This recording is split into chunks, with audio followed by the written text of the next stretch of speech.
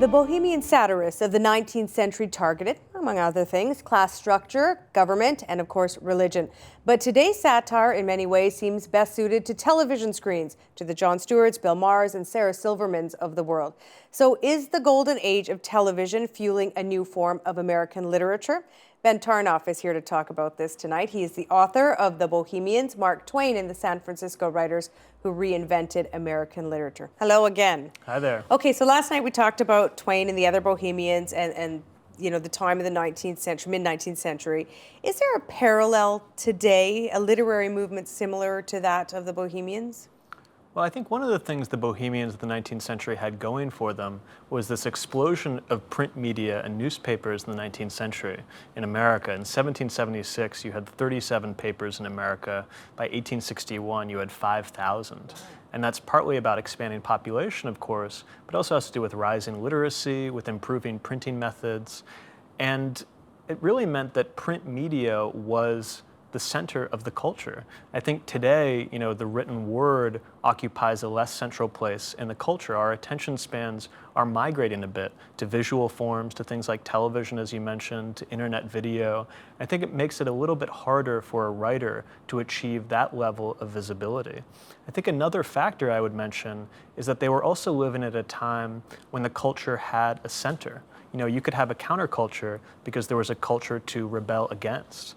And I think today the culture has become much more decentralized, where we really have an archipelago of these little islands that don't speak to each other. So it's harder to kind of mount a certain type of cultural revolt the way you could in the 19th century. You could argue, though, that the internet has sort of provided more platforms for writing, and that there's many parts of the internet that provides a sort of counterculture spirit that writers can attach themselves to. Certainly. I think in terms of providing a platform for writers, much like the newspapers did in the 19th century, it gives an opportunity, particularly for young writers who don't have access to some of the more mainstream publications, to put their work out there.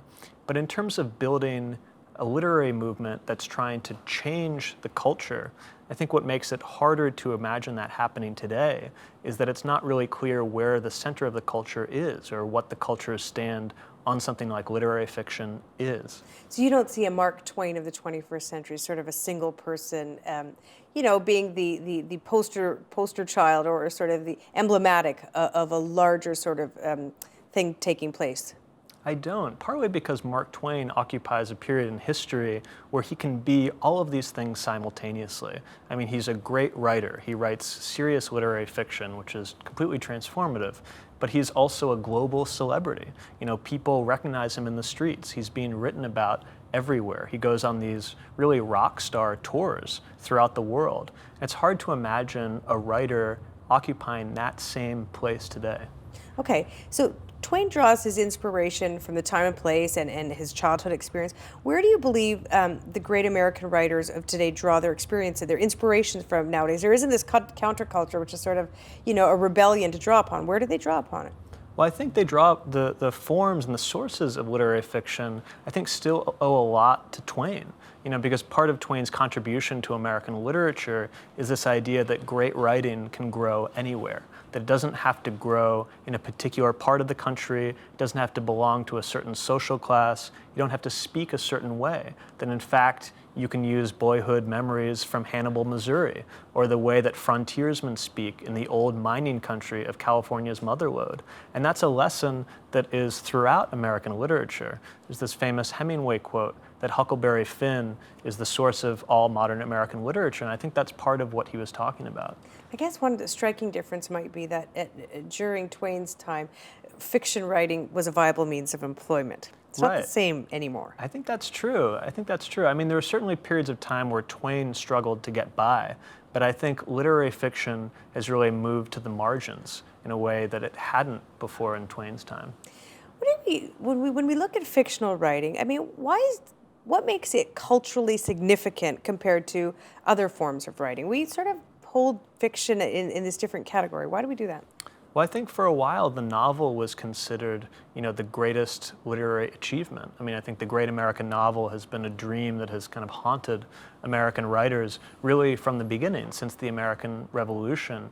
I think there's a desire, particularly in early America, to create distinctive literary traditions. There's so much anxiety about this post-colonial inferiority complex. And literary fiction was really a petri dish, you could say, for developing a new national consciousness. But it certainly doesn't have that same quality today, I think. How do you see it today? Well, I think a lot of the storytelling has migrated to visual forms, things like television in particular. It's tempting to imagine Mark Twain having his own TV show or working as a TV writer today. When you imagine that, what do you see? Well, I could see a few things. I could see him as a talk show host. I mean, I'm sure that's a terrible thing to say for many people, but it's entertaining to imagine him not having to have a filter. So often when we read Twain, in his written work, he's trying to reproduce how spoken English sounds. He's always trying to make you hear his voice or the voices of his characters.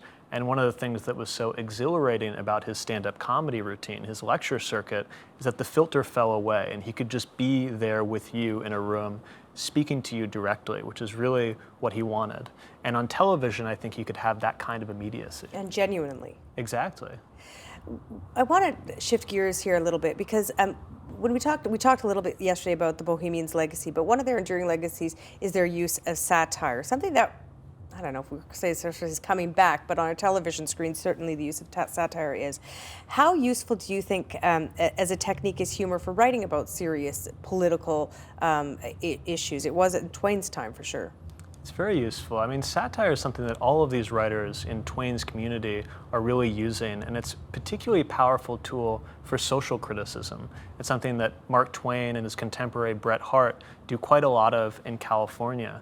And one of the targets, particularly for Harte, is anti-Chinese racism, which is endemic in California and which gets worse over the decades as the economy sours in the 1870s. It kind of feeds a certain class of white rage against the Chinese immigrants. And Bret Harte in 1870 writes a satirical poem called Plain Language from Truthful James, which he intends to make fun of anti-Chinese racists. But what happens is that it's read seriously by those same racists, and it becomes really a rallying cry and a recruiting tool for the campaign to get the Chinese out of California. So it's the opposite. Backfires. It backfires. It gets away from him. Yeah. Do you see a parallel between the way that example, what was it called, the heathen Chinese? Yeah, that's how it was known. Okay, so do you see a parallel between that and what you see in how satire is used now? Well, I think racial satire in particular is still this very dangerous thing because it requires this very fragile layer of irony and good intentions to kind of insulate the satirist from these toxic ideas that he's trafficking in. And I think it remains a major pitfall for any satirist. I think of Dave Chappelle, who speaks about this quite eloquently in interviews after ending his show, about trying to do a certain type of racial humor, but feeling uncomfortable with how it might be interpreted not the way he had intended. And we've recently seen a Twitter campaign, Cancel Colbert. That's right. Remind us of that one. So Cancel Colbert started in response to the Colbert Report corporate account tweeted a portion of what Stephen Colbert's segment was. And the original joke was to satirize Dan Snyder, the owner of the Washington Redskins, who started a foundation called the Washington Redskins Original Americans Foundation, I think. So Colbert's point, which was a completely valid one, was that you can't include the kind of racial slur in the name of the foundation that you're ostensibly using to try to help a certain type of people. So he tweeted a joke along those lines of using a racial slur to talk about his foundation that he was going to start for Asian Americans, and that provoked this online response in the form of the hashtag Cancel Colbert. And I think that there is a certain parallel there. Harte, like Colbert, is well-intentioned. I think the point is obviously to make fun of anti-Chinese racism in both cases. But satire can get away from the satirist, and irony, again, is a very delicate thing. And in the wrong hands, that layer of irony can disintegrate. Let's go back to Twain. How does Twain employ humor within his writing?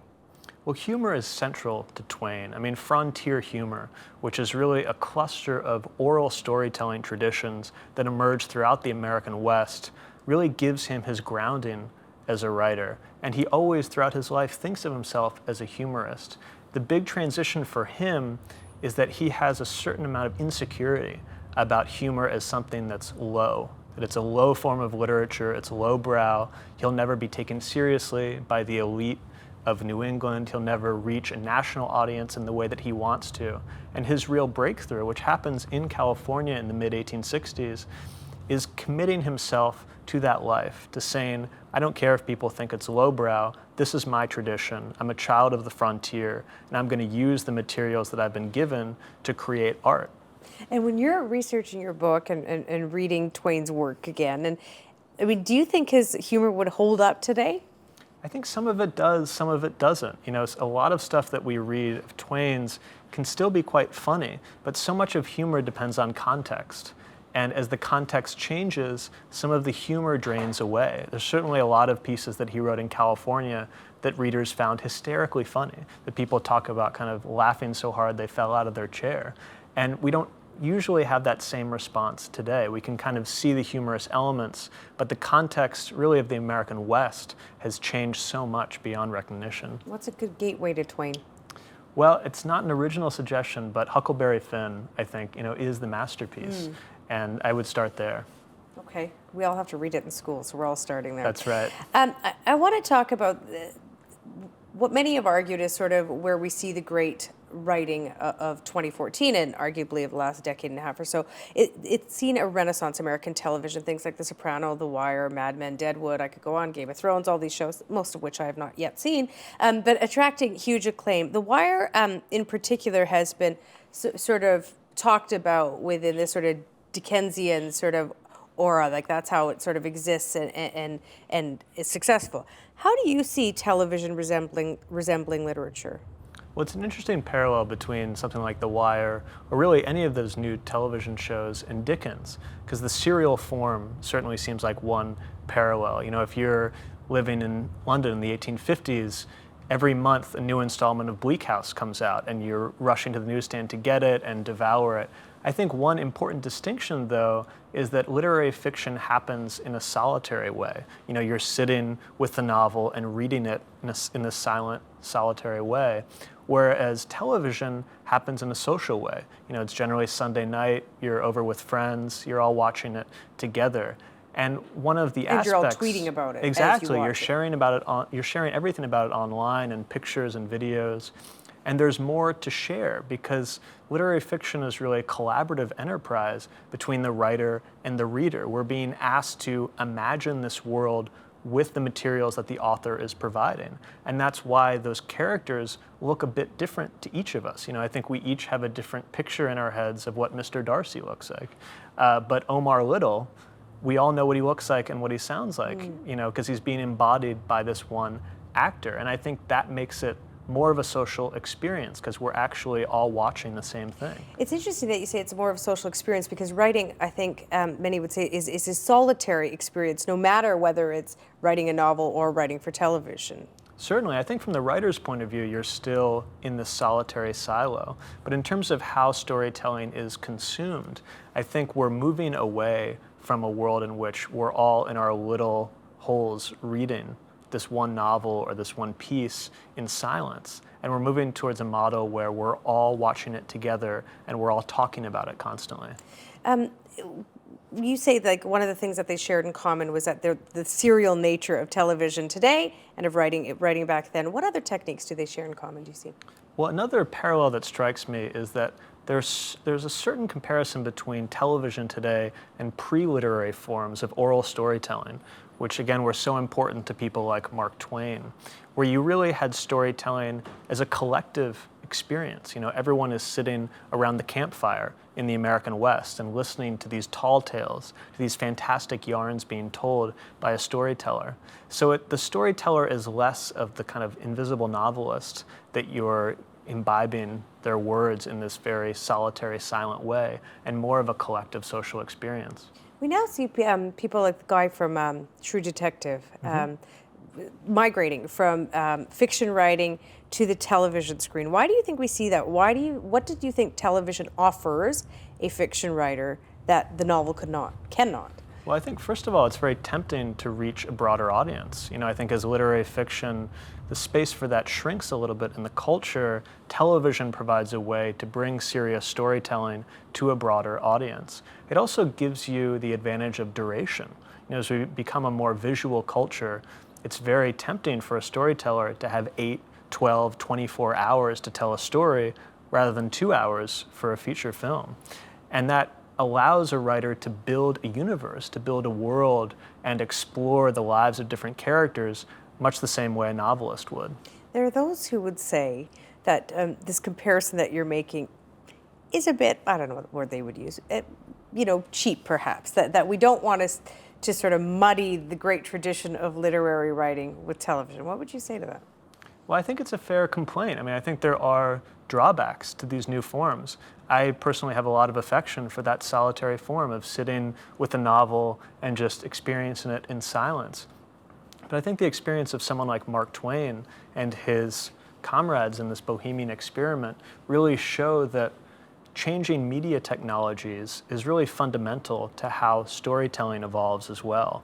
And there are new narrative possibilities that open up with these new media technologies. And I think it's exciting to imagine exploring those possibilities. Okay, I want to read you something. This is Adam Kirsch from the New Republic, wrote a piece in the New York Times earlier this year. Here's what he said, part of what he said.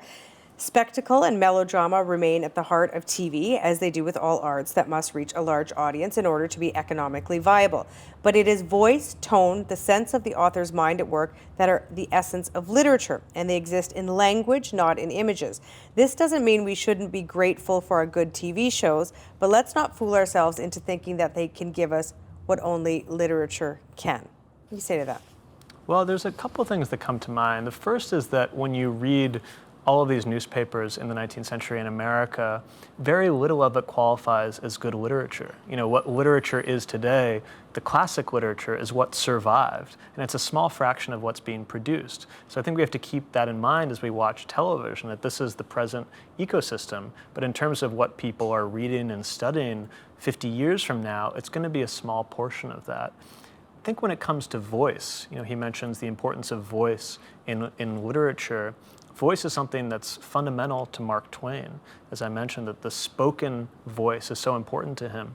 And it's something I think that he shares with a lot of these great TV shows, something like The Wire or a show like Deadwood. So much of the power of those shows and the ability to build a universe has to do with the close attention they pay to the idiosyncrasies of people's speech, to the registers and regions of vernacular language. And I think a good television show can do that quite well. 150 years later, we're talking about Twain. Let's just go 5 decades later. Are we going to be talking about The Wire in the way that you say we should be appreciating a show like The Wire? I think we will. There are already colleges teaching courses on The Wire. I really think it is a masterpiece. And again, we have to keep in mind that television is going to also produce a lot of things that aren't masterpieces, that fall well below that threshold, just as literary production in the 19th century produced a lot of stuff that we'll never read today. And I think that's a point to remember, that when the Twains and the Harts were out there, there were also a lot of, garbage, not great writing happening at the same time. Exactly, and melodrama, to use his word, was also at the center of a lot of people's literary sensibilities back then. The fact that it was written instead of visual doesn't make a big difference in terms of quality. Is television, though, too populist a medium to do what great literature has been able to achieve? Well, I think that it's no accident that this kind of golden age of television is also happening with the transition to cable and premium television, where you can have smaller audiences than you would on a network show. Certainly on the internet, you can even have smaller audiences. So it's really about finding ways to get the economics to sustain having a slightly smaller audience where you can do something a little bit more interesting. Because it's true that if you have to appeal to millions and millions of people every night on network television, it narrows the space for creativity. One of the things we talked about yesterday was the counterculture and how the Bohemians really tried to press that and influence changes in policy and practices and governments and religion and so on. When you look at television today, do you see a current of counterculture happening there? We talk about mobsters and drug dealers stuff, but do you see it sort of shaping itself to pressure fundamental change as the Bohemians did? I think it's difficult to say. I mean, you certainly see people who are challenging aspects of traditional society. I mean, great satirists like Stephen Colbert, I think, plays that role often. But again, there's not really a center to challenge anymore. You know, you can be watching MSNBC or Fox News or Comedy Central, and those communities don't really communicate with one another. And if they do, it's just to make fun of each other. So there's not really a center that everyone can criticize, that we're all kind of in our little silos listening to our own guy. And do you see that as a challenge? Because, I mean, it's kind of easy when people sort of all say, yeah, okay, we're going against that. Now we're so disparate and diverse. Do you see that as a challenge to great writing now? I think it's a challenge to great writing. It's a challenge to society. I mean, I think it's potentially catastrophic because you don't have the fundamentals of a civic society the way you used to before. That public square is being fractured and kind of split up into these little islands that don't have a lot to do with each other. And I think that it certainly affects literary production. It also affects politics and society in general. One of the things that, writing a novel versus writing a television show, where they really divide, is that TV has, not only multiple writers in a writing room, multiple producers, multiple showrunners often, whereas a book has the same often writer, producer, distributor in terms of getting its product to the publicist, the agent. Does having multiple voices on television limit its literary potential? Well, I think on television you have to be particularly careful about letting one or two people make all the creative decisions. I mean, you do need a certain dictatorship creatively on television because, as you mentioned, it's so complicated. There are so many layers of producers, of actors. The production of it is far more complicated than just sitting alone in a room and writing. But, movies have done that spectacularly well. You've got these great auteurs who are able to project a creative vision and really control the whole. And I think in television, we've started to see that as well. What do you see as the most literary television show out there right now? Well, I think The Wire really remains. It's over. To me, it's over. I mean, these days, I think there are a bunch of great shows. I mean, House of Cards comes to mind. I've really been enjoying Silicon Valley, which keys into the satire we've been talking about. It's an exciting time, and I think that the next 20 or 30 years is going to see really an explosion of new types of storytelling. Do you see in the next 20 years a re-explosion or emergence of, I don't know, sort of a group of people that are coming together to do literature again, as opposed to television writing or internet writing or whatever it might be? Well, there are still a lot of people writing really great literary fiction and literary nonfiction. I think it's important to keep in mind that the culture has grown. I mean, the media landscape has become much more crowded, but print and the written word has an important place in it. I think the point is, and I think a lot of writers wouldn't dispute this, is just that place isn't as central as it once was. It exists a little bit more at the margins today. But people still write great novels and people still read them. And I think that experience will be just as true 50 years from now. Ben Tarnoff, thank you. Enjoyable conversation the last 2 nights. Thank you very much. Thanks so much for having me. Support Ontario's public television. Donate at tvo.org.